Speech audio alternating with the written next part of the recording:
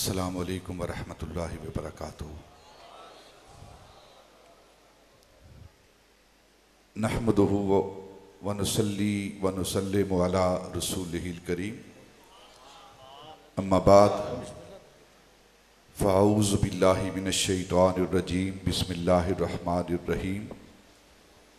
क़ालल्लाहु तआला फ़ी कलामिहिल मजीद अल बुरहानिर रशीद वल फुरक़ानिल हमीद। कुल या इबादियल्लज़ीना अस्रफ़ू अला अनफ़ुसिहिम ला तक़नतू मिन रहमतिल्लाह। सुभानअल्लाह सुभानअल्लाह सुभानअल्लाह। सदक़ल्लाहु मौलानल अज़ीम व सदक़ रसूलुहुन नबियुल करीम व नहनु अला ज़ालिका मिनश शाहिदीन व शाकिरीन वल्हम्दुलिल्लाहि रब्बिल आलमीन। इन्नल्लाह व मलाइकतहु युसल्लूना अलन नबी या अय्युहल्लज़ीना आमनू सल्लु अलैहि व सल्लिमू तस्लीमा। सलातु वस्सलामु अलैका या सय्यदी बुलंद आवाज़ से दुरूद पाक पढ़ें। व अला आलिका व सहाबिका या हबीबल्लाह। अस्सलातु वस्सलामु अलैका या सय्यदी या रसूल अल्लाह। व अला आलिका व सहाबिका जिन्हें जिन्हें दुरूद पाक आता है पूरी ईमानदारी के साथ दुरूद पाक पढ़ें। सलातु वस्सलामु अलैका या सय्यदी या रसूल अल्लाह व अला आलिका व सहाबिका या। जहाँ जहाँ आप बैठे हैं खड़े हैं वहीं से दुरूद पाक पढ़ें। सलातु वस्सलामु अलैका या सय्यदी या रसूल अल्लाह। जहाँ भी हो वहीं से दो सदा सरकार सुनते हैं। वाह वाह वाह। जहाँ भी हो वहीं से दो सदा सरकार सुनते हैं। सरे आईना सुनते हैं, पसे दीवार सुनते हैं। वाह वाह वाह वाह। बेशक दुरूद पाक पढ़े, मिलकर दुरूद पाक पढ़े। सलामु अलैका या सय्यदी या रसूल व अला आलिका व सहाबिका। अस्सलातु वस्सलामु अलैका या सय्यदी या रसूल अल्लाह व अला आलिका व सहाबिका या सय्यदी या हबीब अल्लाह। अस्सलातु वस्सलामु अलैका या सय्यदी या रसूल अल्लाह व अला आलिका व सहाबिका या हबीब अल्लाह। एक है दुरूद और एक है सलाम। एक है दुरूद और एक सलाम। दुरूद पढ़ने से सवाब मिलता है। दुरूद पढ़ने से सवाब मिलता है और सलाम पढ़ने से जवाब आता है। सुभान अल्लाह। फिर मिलकर पढ़ो दुरूद पाक। सलातु वस्सलामु अलैका या सय्यदी या रसूल अल्लाह व अला आलिका। सब मोहब्बत के साथ दुरूद पाक पढ़े।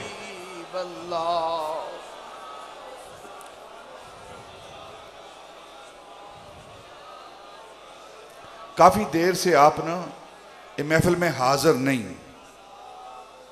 मैं देख रहा हूं बैठकर आपकी जिस्म तो यहां पड़े हुए हैं लेकिन आपकी रूहें, आपकी ख्यालात पता नहीं कहां घूम रहे हैं। आज हमारे जिस्म भी यहाँ हों और हमारी रूहें भी यहाँ हों और सरापा इंतज़ार बनकर अल्लाह की बारगाह में हम सरापा इल्तिजा बनकर, सरापा दुआ बनकर अल्लाह की बारगाह में हम हाजिर रहें। ये वो घड़ी है जो अब शुरू हो चुकी है। अद्दी राती रहमत रब दी, अद्दी राती रहमत रब दी करे बुलंद आवाजा। बख्शिश मंगन वालियां कारण खुला है दरवाजा। आज की रात शबे बरात की रात है, लैलतुल बरात की रात है, लैलाए मुबारका है, लैलाए सक है। आज की रात शाबान की 15वीं रात है। शाबान की 15वीं रात है। ये रात दुआओं की रात है, इल्तिजाओं की रात है, आरज़ुओं की रात है, तमन्नाओं की रात है। ये रात रोने और धोने की रात है। ये रूठे हुए रब को मनाने की रात है। आओ आज मिलकर अपने रूठे हुए रब को मना लें, कबल इससे कि हमारी जिंदगी हमसे रूठ जाए। क्योंकि आज की रात वो रात है कि जिस रात के अंदर हर आने वाले का और जाने वाले का नाम लिख दिया गया है और लिखकर फरिश्तों के हवाले कर दिया गया है।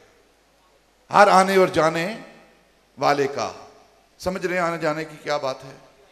हर आने और जाने वाले का नाम कौन कब तक जिएगा। हदीस पाक में आता है कि बहुत सारे लोग अपना घर बना रहे होते हैं, नए घर की तामीर कर रहे होते हैं, बहुत सारे लोग शादी ब्याह कर रहे होते हैं, औलाद को पैदा करने के मामलात कर रहे होते हैं और उधर उनका नाम सुफ़े हस्ती से मिटा दिया जाता है। आज की रात वो रात है जिस रात को साल भर के अमाल अल्लाह की बारगाह में पेश किए जाते हैं। साल भर के अमाल अल्लाह की बारगाह में पेश किए जाते हैं। फैसले की रात है, ये फैसले की घड़ियां हैं और जब फैसले का वक्त हो, फैसले की घड़ी हो, तो कोई अक्लमंद उस वक्त बेध्यान और बेखबर नहीं रहता, वो पूरी तरह मुतवज्जे होता है। तो आज ये वो रात है जो फैसले की रात है, फैसले की घड़ी है। तो पूरी तवज्जो के साथ अल्लाह के हुजूर हाजिर रहें। गिड़गिड़ाने की रात, रोने की रात, आहोजारी करने की रात, तौबा और इस्तिग़फ़ार की रात, अल्लाह की बारगाह में माफ़ी मांगने की रात, उसकी माफ़ी देने की रात। वो ज़ात माफ़ी देने के लिए आज की रात आसमान दुनिया पर नज़ूल फरमाता है। हदीस पाक में आता है कि हर रात के आखिरी पहर, हर रात के आखिरी पहर अल्लाह रब्बुल इज़्ज़त अपनी शान के मुताबिक अपनी तबीयत हाजिर है कि नहीं? नींद तो नहीं आ रही? नींद तो नहीं आ रही? हाथ खड़ा करें ना जिनको नींद आ रही है। ठहरो, ऐसे नहीं। नाराए तकबीर, अल्लाहु अकबर, नाराए तकबीर, अल्लाहु अकबर, नाराए रिसालत, या रसूल अल्लाह, नाराए रिसालत, या रसूल अल्लाह, नाराए रिसालत, या रसूल अल्लाह, नाराए हैदरी। या अली। आज की रात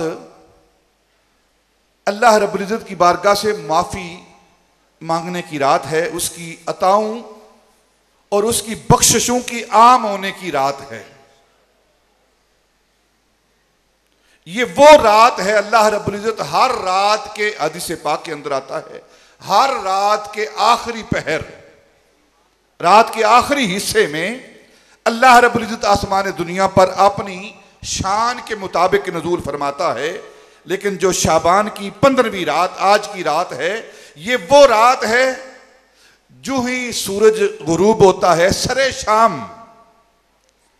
शाम होते ही अल्लाह रब्बुल इज़्ज़त अपनी शान के मुताबिक आसमाने दुनिया पर जलवा अफरोज होता है, नज़ूल फरमाता है।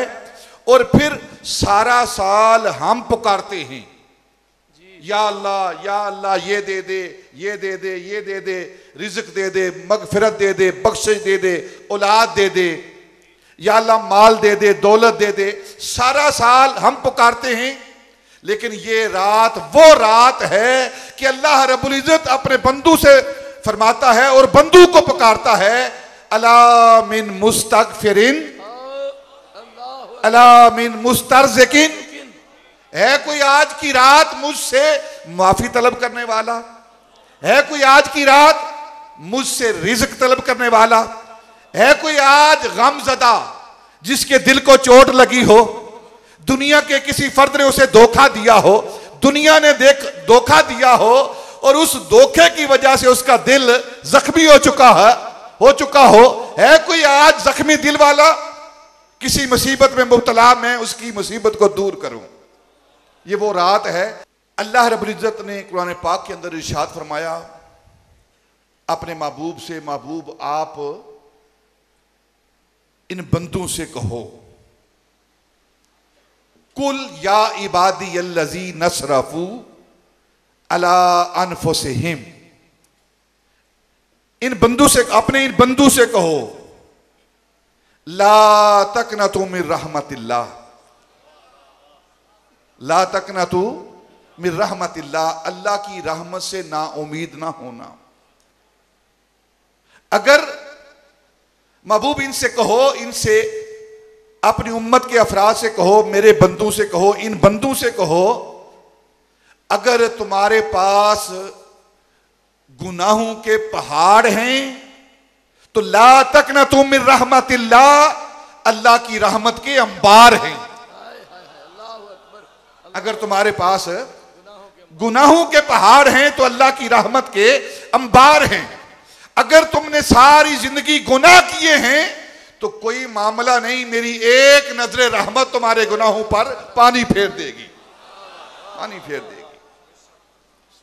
ये आयत जो मैंने आपके सामने तलावत की है, इसका हिस्सा तलावत किया है, असल में ये गुनाहगारों के लिए उम्मीद है, आयत उम्मीद है। और हजरत सोबान रजी अल्लाह ताला अन्हु सहाबी रसूल हैं, आप फरमाते हैं कि नबी पाक सल्लल्लाहु अलैहि वसल्लम फरमाया कि एक तरफ सारी कायनात की दौलत हो, सारी कायनात एक तरफ हो, और दूसरी तरफ ये आयत हो, तो मैं मोहम्मद इस आयत को कबूल करूंगा। मेरे लिए ये आयत है, ला तकनतु मिन रहमतिल्लाह। ये गुनाहगारों के लिए उम्मीद है। कैसी उम्मीद है? हमारे पास तो एक ही उम्मीद है, हमारे पास एक ही उम्मीद है। एक हदीस पाक बयान करता हूं, नबी पाक सल्लल्लाहु अलैहि वसल्लम ने इरशाद फरमाया कि कल क़यामत के रोज मैदान हश्र में जन्नतियों की 120 सफ़े होंगी, 120 सफ़े होंगी सारे जन्नतियों की। आदम अलैहिस्सलाम से लेकर नबी पाक की ज़ात तक, और फिर नबी पाक से लेकर क़यामत तक जितनी भी उम्मत आने वाली है सारी इकट्ठी होगी। और जो जन्नती होंगे उनकी 120 सफ़े, कितनी? 120 सफ़े, सारी उम्मतों को मिलाकर 120 सफ़े होंगी।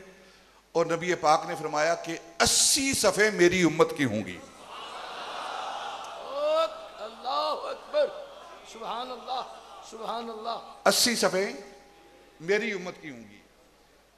120, 80 और 20 100, और फिर 20 40 सफ़े सारी उम्मतों की,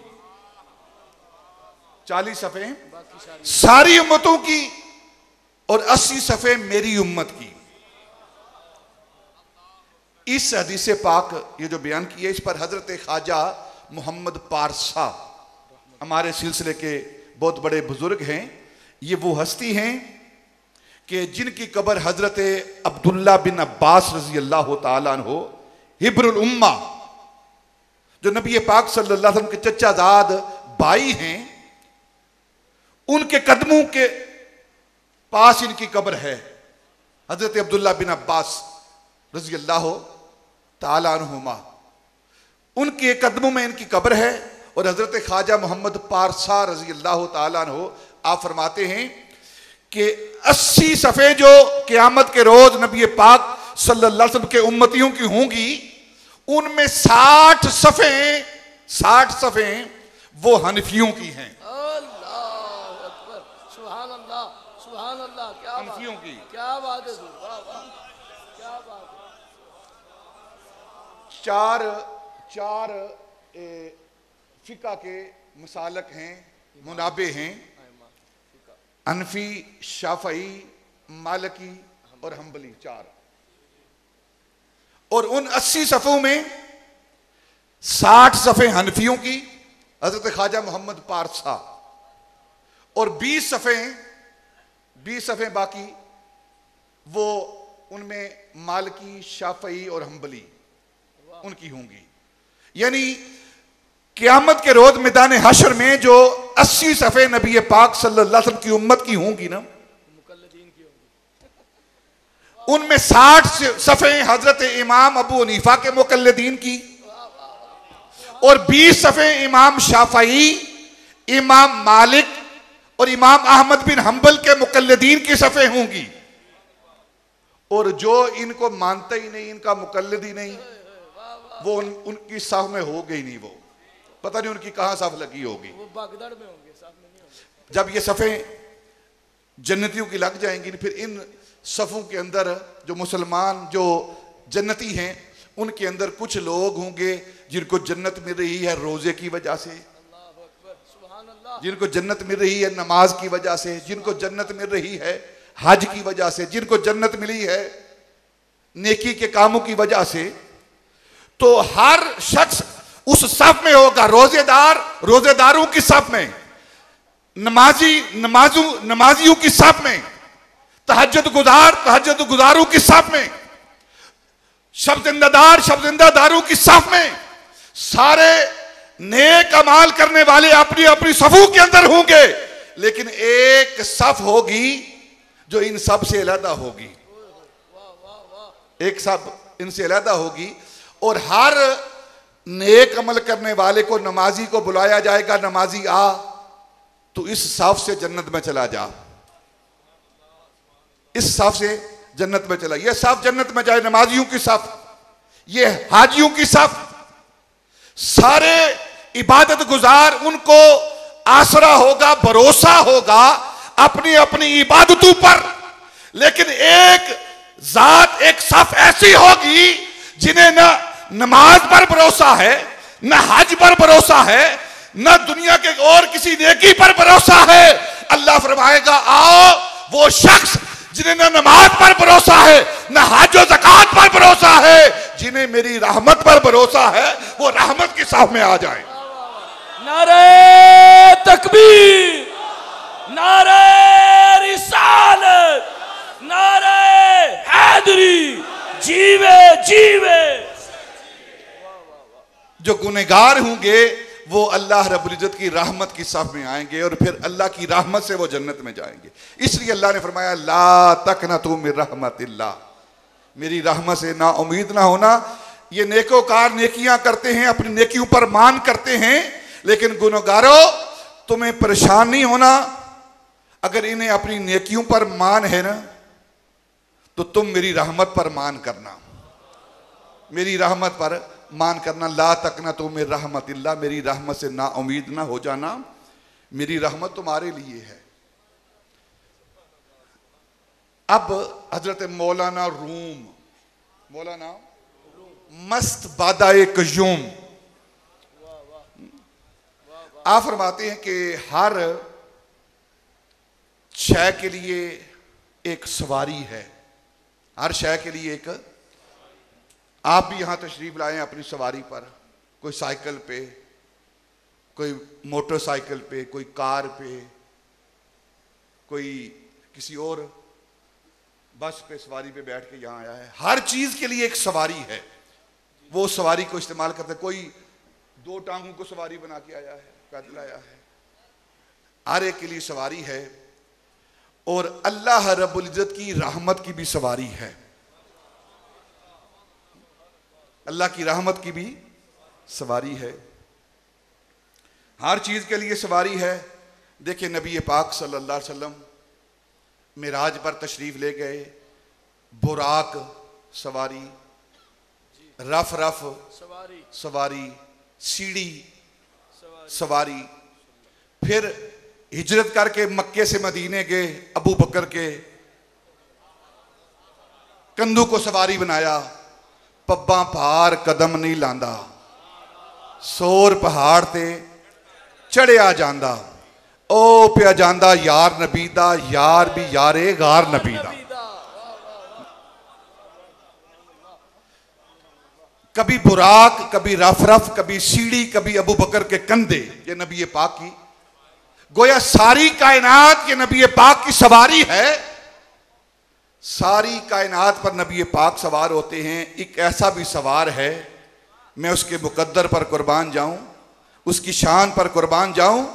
सारी कायनात नबी पाक की सवारी, और एक सैयदना इमाम हुसैन की जात है, नबी पाक उनकी सवारी बन रहे हैं, की सवारी बन रहे हैं। और हर शय के लिए सवारी है। अल्लाह रब्बुल इज़्ज़त की रहमत की सवारी क्या है? हजरत मौलाना रूम मस्त बादा क़य्यूम फरमाते हैं कि अल्लाह की रहमत की सवारी तौबा है। अल्लाह की रहमत की सवारी तौबा है। अगर उसकी रहमत को हमने लेना है, वो हमारे पास आए, तो उसके लिए तौबा है। और आज की रात तौबा की रात है। हम मिलकर तौबा करेंगे। एक हदीस पाक मुस्लिम शरीफ की तौबा के हवाले से पेश कर देता हूं। हमारा काम है तौबा करना, और जब इंसान तौबा करता है ना, तो अल्लाह उसकी तौबा को कबूल फरमाता है।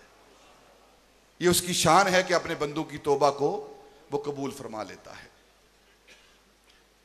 मुस्लिम शरीफ की हदीस पाक है। गौर से इस हदीस पाक को सुने, पढ़ें। उलमा यहाँ तशरीफ़ फरमा होंगे, तलबा मदारस के यहाँ तशरीफ़ फरमा हैं, साथ ही यहाँ बहुत सारे अहबाब तशरीफ़ फरमा हैं। मुस्लिम शरीफ की हदीस पाक है कि नबी पाक सल्लल्लाहु अलैहि वसल्लम, हज़रत अबू सईद खुदरी से ये हदीस पाक मरवी है कि नबी पाक सल्लल्लाहु अलैहि वसल्लम ने फरमाया कि बनी इसराइल का एक शख्स, उसने 99 बंदों को कत्ल किया। आम हदीस पाक उलमा से ये आप सुनते रहते हैं। थोड़े से मुख्तलिफ अंदाज में आज इस हदीस पाक को बयान करता हूं।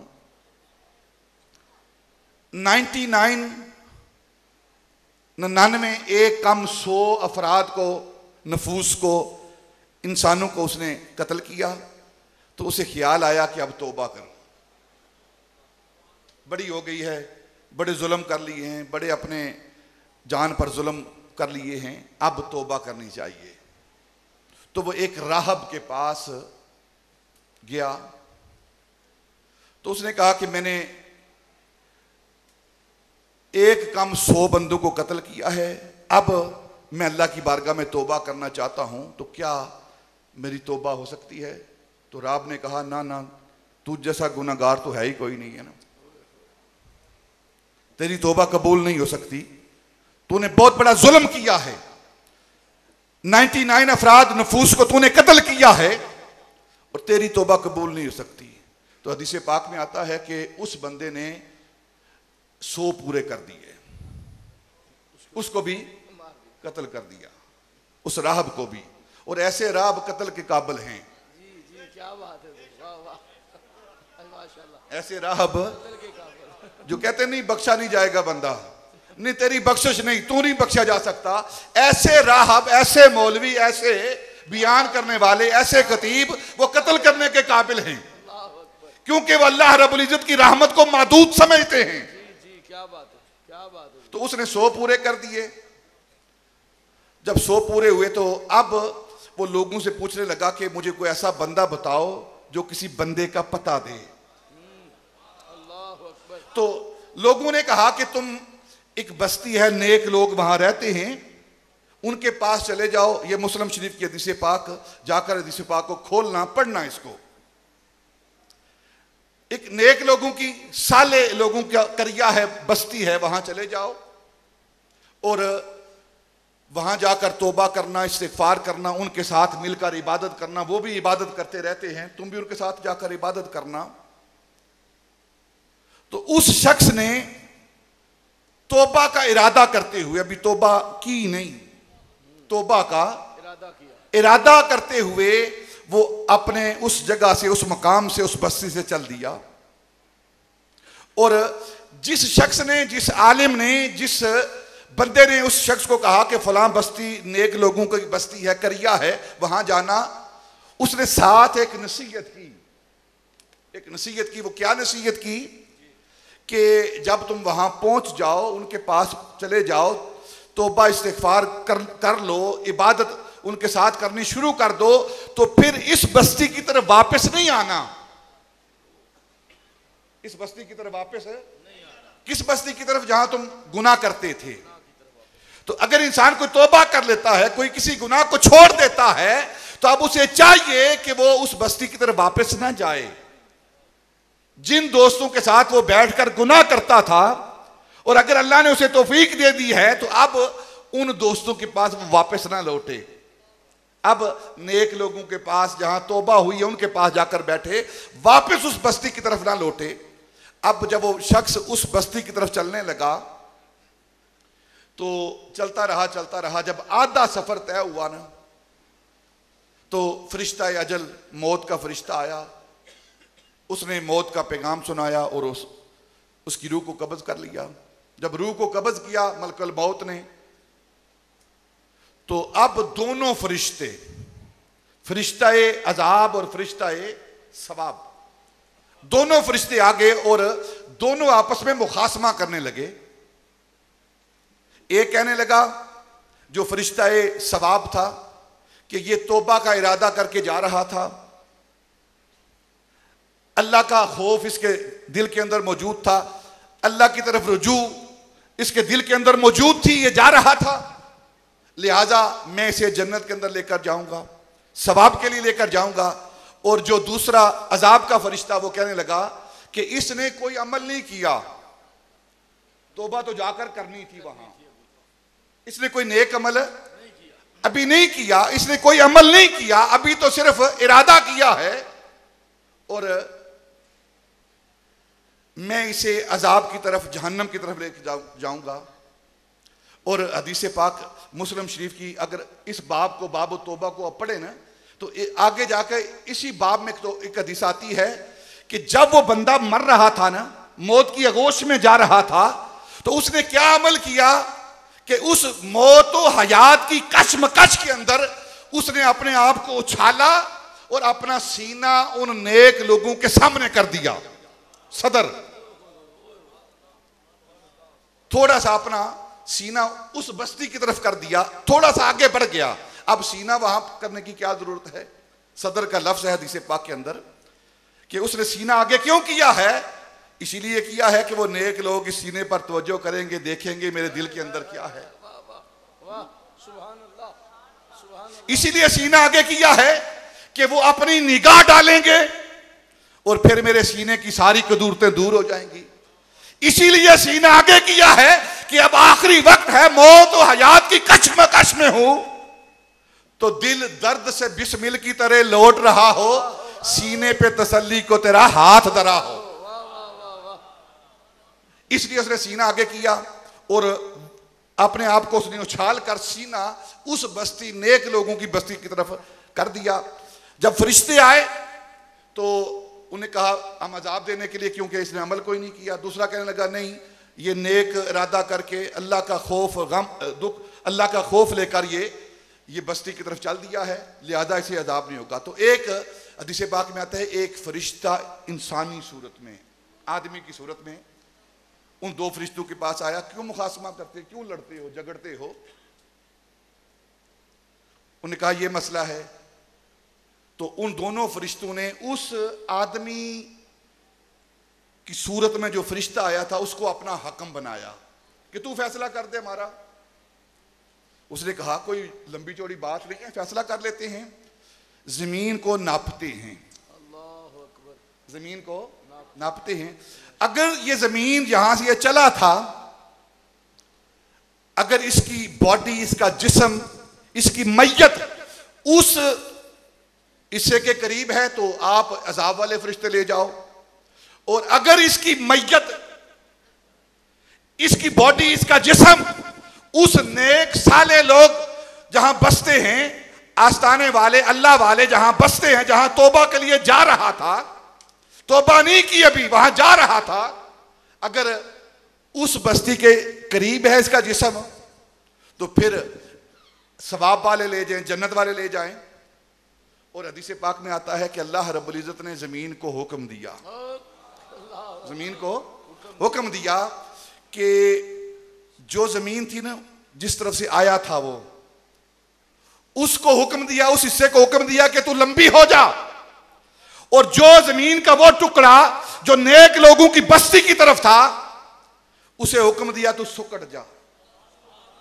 तो जब मापा गया, तो उसको नापा गया जमीन के टुकड़े को, तो उसका जिस्म नेक लोगों की बस्ती के करीब था।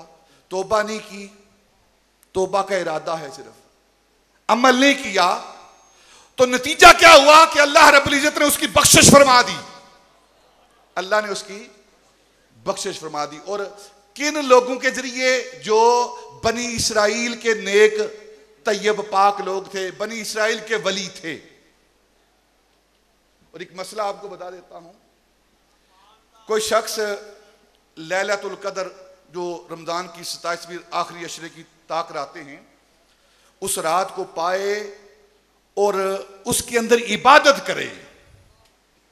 वो रात आए 21वीं, 23वीं, 25वीं, 27वीं, 29वीं, वो रात आए तो उस रात के अंदर वो इबादत करे, तब उसे अजर मिलेगा, तब उसे सवाब मिलेगा। अगर वो इबादत नहीं करता, रात आई है, गुजर गई है, लेकिन उसको सवाब नहीं मिलेगा। आप उलमा से मसला पूछिए, कोई शख्स मक्के में जाता है, काबे को देखता नहीं, काबे के बाहर बाजारों के अंदर घूमता फिरता रहता है, तो उसे जियारत काबा का सवाब नहीं मिलेगा, जियारत काबा का सवाब नहीं मिलेगा। काबे के अंदर चला गया है लेकिन काबे का तवाफ नहीं किया, तो तवाफ का उसे सवाब नहीं मिलेगा। और थोड़ी देर के लिए बात थोड़ी नीचे लाता हूं, चलो अल्लाह रब्बुल इज्जत ने मक्के में आया, उसको सवाब भी दे दिया, सवाब भी दे दिया, वो लैलतुल कद्र को पाता है, लैलतुल कद्र का सवाब भी दे दिया, लेकिन इन सवाब के बावजूद ये बात जमानत वाली नहीं है कि उसकी बख्शिश भी हो, कि वो बख्श भी दिया गया हो। उसे सवाब तो मिल गया है, लेकिन कोई गारंटी नहीं, कोई जमानत नहीं कि लैलतुल कद्र का सवाब हासिल करने वाला उसकी बख्शिश भी हो गई है, काबे के तवाफ करने वाला उसकी बख्शिश भी की जमानत दे दी गई है। लेकिन जो अल्लाह के वलियों के पास आता है, उनकी बस्ती का इरादा करता है, अभी तौबा नहीं करता, वहां पहुंचता नहीं, अल्लाह उनकी बख्शिश फरमा देता है। अल्लाहु अकबर, या रसूल अल्लाह, या वहां सिर्फ सवाब है, बख्शिश की जमानत नहीं। लेकिन जो अल्लाह वालों के पास जाता है, उनकी बारगाहों में जाता है, नेकी का इरादा लेकर जाता है, उनकी बारगाहों की तरफ सफर करता है और सफर में परवाना अजल आ जाता है, तो उसकी बख्शिश हो जाती है। अगर कोई रास्ते में ही मौत की आगोश में चला जाता है तो वहीं अभी पहुंचा नहीं, और आप तो खुश नसीब हैं, हम तो खुश नसीब हैं, हम तो पहुंच आए हैं। और वली भी बनी इसराइल की इसराइल का नहीं, वली भी उम्मत मोहम्मदिया का, आलम भी उम्मत मोहम्मदिया का, उसकी कब्र पर, उसकी बारगाह में, उसके आस्थाने पर आ गए हैं, तो फिर बख्शिश क्यों नहीं? बख्शिश क्यों नहीं? बस एक ही काम करना है, एक ही काम करना है। वो काम क्या है? सच्चे दिल के साथ अपने गुनाहों पर शर्मिंदा होकर, नादम होकर, परेशान होकर, पशेमान होकर, सच्चे दिल से सारे गुनाहों से तौबा करनी है, सारे गुनाहों से तौबा करनी है। बस जब तौबा कर ली है तो फिर बख्शिश हमें मिल गई है। अद्धी राती रहमत रब दी करे बुलंद आवाजा, बख्शिश मंगन वाले कारण खुला है दरवाजा। आज बख्शिश मांगने की रात है। इस रात को हमने वैसे नहीं छोड़ना, अल्लाह की बारगाह में हाजिर रहना है, हर लम्हे हाजिर रहना है। कब उसकी रहमत की तजल्ली पड़ेगी और कब हम उसकी बारगाह में हाथ उठाएंगे, इल्तिजा करेंगे और हमारे गुनाहों को माफ़ कर देगा।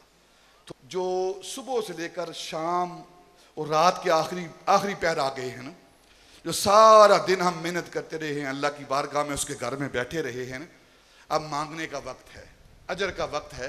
तो थोड़ी देर बाद ये अमल होने वाला है, बड़े सुकून इत्मीनान के साथ बैठेंगे।